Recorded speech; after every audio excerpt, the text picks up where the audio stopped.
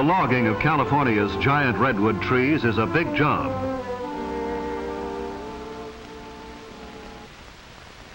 Even before the trees are felled, a railroad has to be built to take the trees to the mills to be cut into lumber.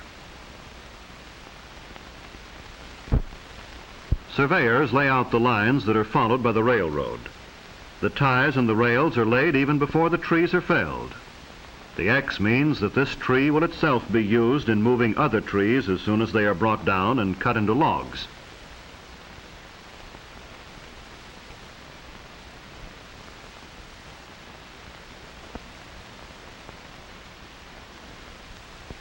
The topper will cut off the top and the tree will be rigged with cables and pulleys.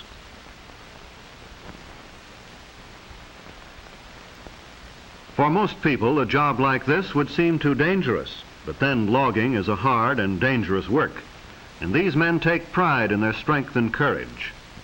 They are the men who fell the trees and get the logs out of the woods so that we may have lumber, for houses, for furniture, for the 1,000 uses of wood. And all in his day's work, over goes the top of this tree. The job of logging is well underway. Donkey engines are brought up to lift the big logs, haul them around and place them on railroad cars. Heavy cables and huge pulleys are needed to lift logs weighing up to 50 tons. The actual felling of a tree begins with the making of a scaffold for the axemen to stand on as they work. Then they begin their cutting their way into trees that may be as old as our civilization. For the redwood trees of California are probably the oldest of living things. The redwoods that grow along the coast live to be 2,000 years old. They are young at 350 years, they are mature at 1,000 years, and they reach old age at 1,500 years.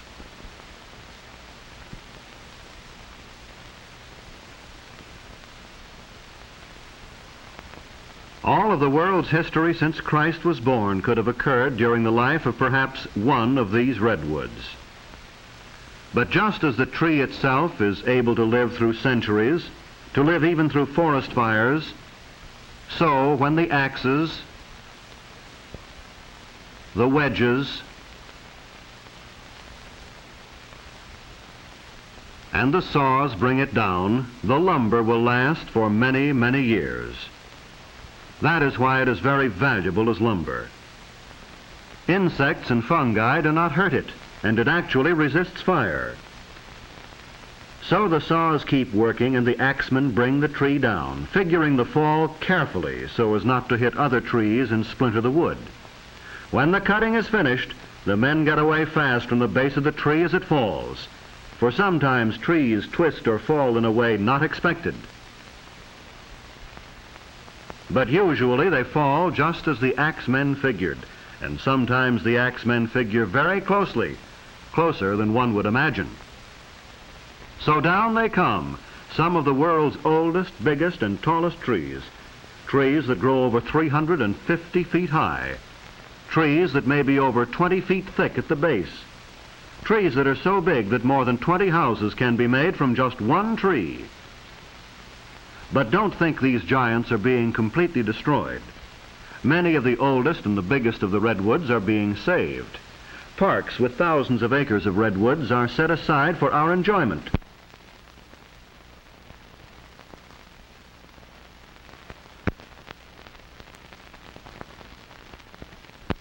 But now the logs are cut to the lengths wanted by the mills and the carpenters and started on their way to becoming boards useful to mankind. But the journey is not quick, simple, or easy. The logs must be snaked out by big tractors and loaded onto heavy trucks, or dragged by the tractors out to the edge of the clearing where they can be picked up and carried overhead toward the railroad. The logs look small as they swing easily through the air. Notice the big tongs like ice tongs that are used in lifting and moving the logs, and the booms that swing the logs onto the flat cars. But with the arrival of the logs at the railroad, A second part of the log's journey to the mill is begun. Trees that were living and growing a few days before are now on their way to be sawn into lumber.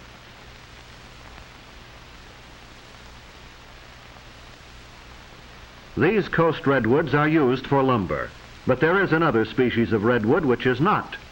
It is the redwood of the Sierra Nevada mountains. The scientific name for both is sequoia, the name of a famous Cherokee Indian. The Sierra redwood is even bigger than the coast redwood. It grows to be as much as 40 feet thick at the base, and it lives longer. It may live to be 4,000 years old.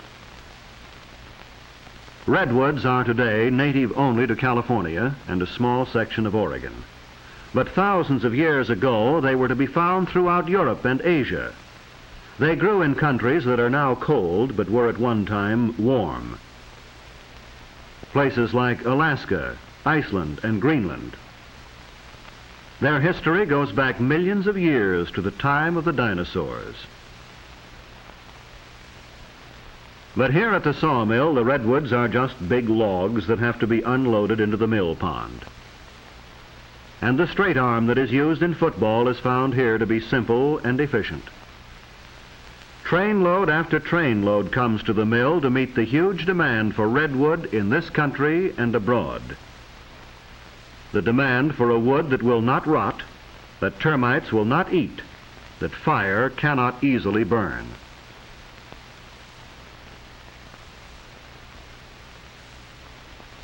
Into the mill pond they go, one huge log after another, each one meeting the demand for a wood with its special advantages. Here are the timbers that won't rot in wet mines, or the railroad ties that won't catch fire when burning cinders fall on them. And here is a mill where the logs are brought from the forest and stored in a mill pond where they can be easily moved.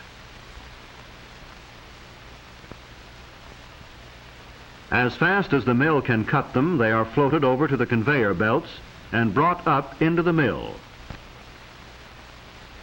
The bark is removed and ground up for use as an insulating material against heat. Then the big saws begin cutting off enormous boards. The whole log is moved past the bandsaw as each board is cut.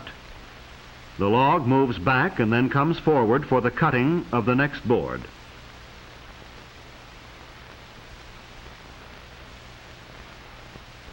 After this, the boards with bad parts in them are cut. The trimmer man in the angel's roost, as it is called, can raise and lower his saws to cut out the bad sections and save the rest. Then the boards are checked and graded for quality. From here on, with the drying and the seasoning, our redwood trees have become lumber. Instead of enormous trees miles away in the forest, we have timbers and boards being sorted and piled, stacked as high as a small tree by this Hilke piler. And when the wood becomes seasoned, it will be shipped all over the world, taken from mills like this and transported to wherever redwood is needed. But when we look at stacks of redwood lumber, we may well be reminded of its ancient history, for this is lumber from a species of tree that has survived for millions of years. Trees that can withstand the insects and diseases that kill off other species. Trees that can withstand fire. Trees that tower over 350 feet. Trees that live to be 2,000 and 4,000 years old. The tallest, biggest, oldest trees in the world. And so the lumber from such trees gives us a wood that has the same enduring qualities. Also the wood that has a beauty which we enjoy in our homes for its richness and warmth of color.